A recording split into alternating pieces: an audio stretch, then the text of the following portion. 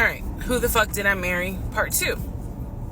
So we both put on the table what it is that we wanted.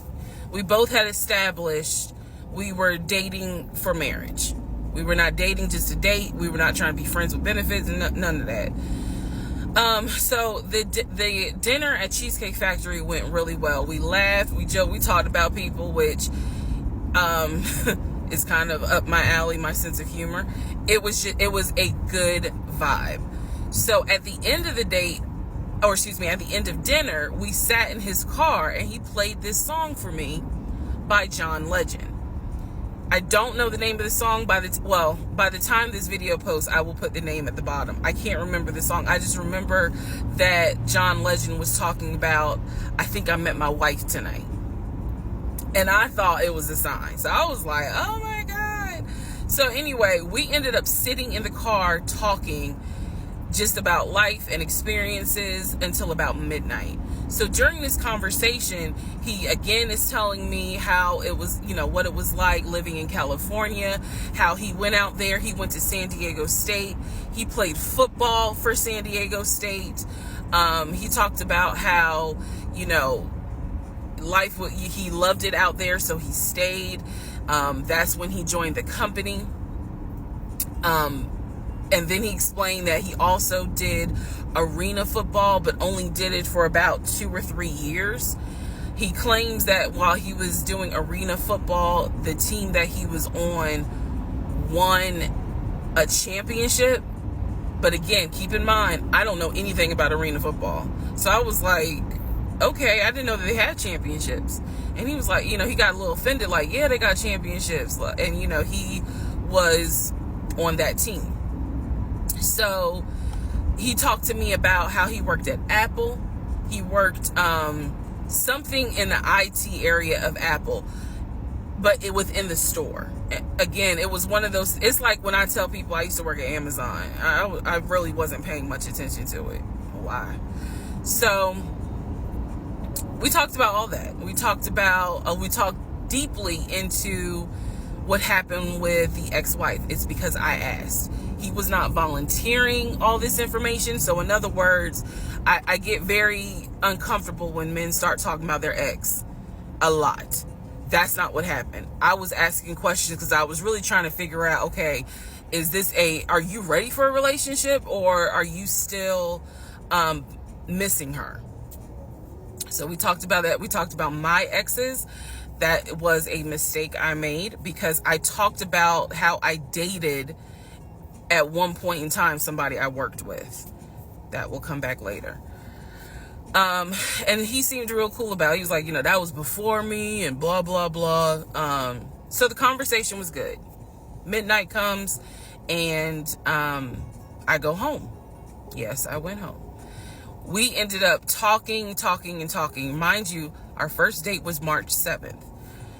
And within about 2.5 weeks, Brian Kemp, our governor, shut Georgia down. We were going to be on lockdown.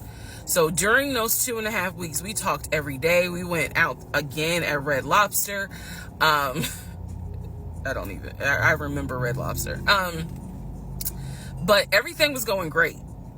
The issue was, where are we going to quarantine?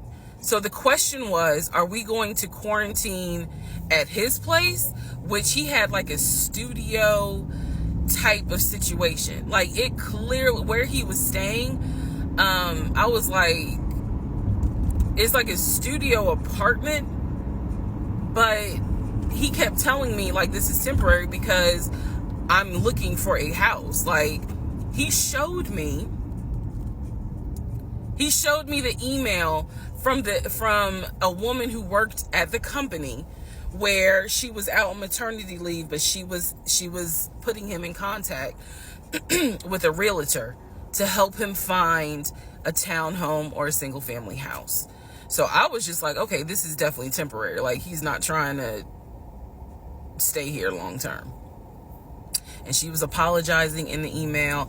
I'm so sorry, this should have been taken care of before you got here, but it wasn't. Da, da, da, da, da. I saw the email.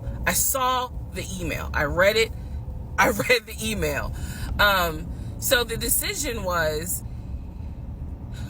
we're going to quarantine at the studio, or we're going to quarantine in my house?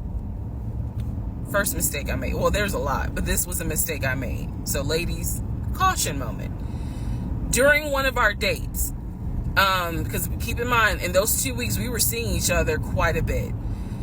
Nothing physical or anything like that. Just two people who I thought were really on some, all right, let's see if this is going to grow into something.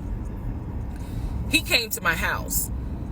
When he came to my house, I had a 3-bedroom, 2.5-bath townhome. He was in a studio.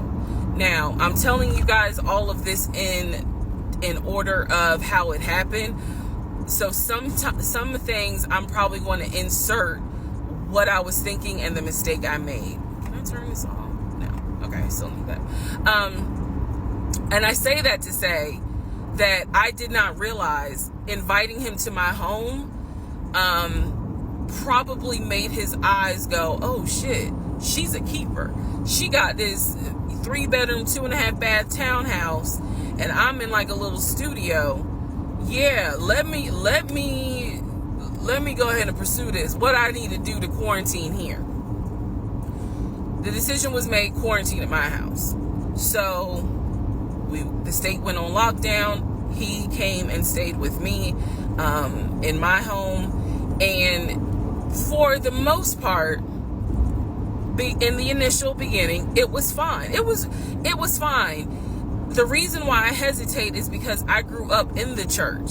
So for me, it was really like an internal struggle of, bruh, you always said you would never live with a guy unless he was your husband. And now you living with a dude and he ain't your husband. Like, it was a struggle for me because I knew better. And don't come for me. I'm just telling you the way I grew up. It was like that. It was not sitting right with me. But at the same time, I didn't want to quarantine by myself. I did not want to. So there we go. So he moved in. We talked about the bills. Let me clear something up that I said in the other video where I said he paid all the bills. He paid all the household bills. He did not pay my car payment, my cell phone, or my car insurance. He paid the rent, because my rent at the time was less than $1,000. He paid the utility bills. And so when he's telling me that he's a regional manager, I was like, wow, okay, so you got money. And so he paid all the household bills. So my check really was just taking care of me, myself, and I. And I am not, this is where it's not going to make me look good, but it's the truth. It was intoxicating to not have to worry financially about how to pay the bills. It was a wonderful feeling. And so I kind of pushed to the side the fact that, yeah, you shacking up, because it's like, but your paycheck, you don't have to worry right now. Like, he's taking care of all of April's bills before April even comes, because this was still March. So we're living together, and I'm cooking, I'm cleaning, he's helping to cook and clean, and then we have a conversation about house. Is he still going to buy a house just for him, or is he going to buy a house where it's for us? Because we are going to try to make this thing work, be official, get married, have a family. So the question now on the table is, what are we going to do? Because I didn't want to stay in Riverdale, Georgia. I did not want to raise a family there. I refused to have a baby in Clayton County. So the decision was made, let's start looking for a house for both of us. Remember, he was already looking for a house for him. But then he was like, you know what? We're together. I plan to marry you. Let's look for a family home for the two of us. He was like, this is how much I was approved for. That's when he showed me the Chase paperwork. It was a letter stating that and it had the Chase emblem at the top. He showed me a letter stating that he was approved for $750,000.